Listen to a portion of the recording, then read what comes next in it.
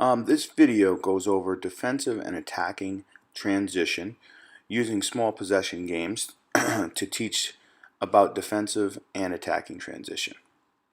So the first setup is one team, in the red in this case, is pressuring the ball, so it's 4 versus 8. Every time that they get the ball, a new ball is started. The only thing we're working in here is defensive pressing. There is no transition involved. So as you can see, one team is pressing the ball and they press for 60 seconds and then we start again. It's 2 touch in this small area. As you can tell, the blue team is the team that is pressing the ball in this video clip, and they work the ball 2 touch, the orange and the yellow team together.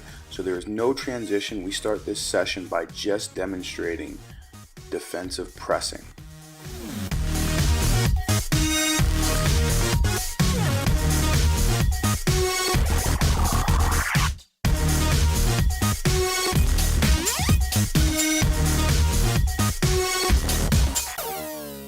This next game involves 2 teams possessing the ball as one team is playing defense pressing the ball. The only difference is the team in possession who loses the ball transitions to defense. So this is involving defensive transition. So 2 teams are in possession as one team chases. There's 3 teams total. The team that gives away the ball becomes the new defensive team, and that's their transition from possessing the ball to defense. In this next transition, now it's 4v4. You'll see this. So right there, it's black against red with the blues as the outside. As soon as they win the ball, you'll see they make 3 passes, and after the 3rd pass, they can transition with a direction. So after 3 passes, it's attacking transition. As you can see with a direction, they play forward into the next grid. So after 3 passes, again you can see it's orange against yellow. 3 passes are completed. They use the blues on the outside. The 2 blues on the sidelines transition to the next grid. As you can see there, the end line blue players stay always on the end line. So now we went from defensive pressing with no transition to defensive transition, and now we have attacking transition because we've added a direction to the play.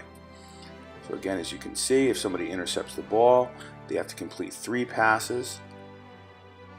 After 3 passes, they can transition in a direction to the other grid. 3. Perfect. As you see, this blue team attempts to get 3 passes. 2. That's 3.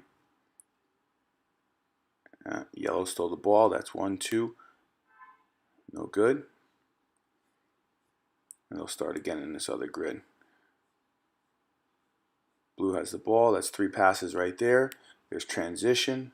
Excellent. Everybody has to get into the other grid, and we transition again into the other grid. Good. So that was the session on defensive transition and attacking transition. So to conclude with this training session, you would use goalkeepers and goals and go to like a 9v9. There's any number of exercises you can go to, but you would eventually work in defensive transition and attacking transition into a game realistic with goals and goalkeepers.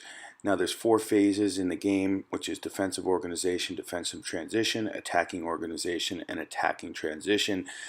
Most of your sessions should cover, you can cover a specific phase, but really you're going to cover multiple phases because the game naturally involves multiple phases of the game. So all 4 phases, even though if you're going to concentrate on one, you're still going to incorporate all 4.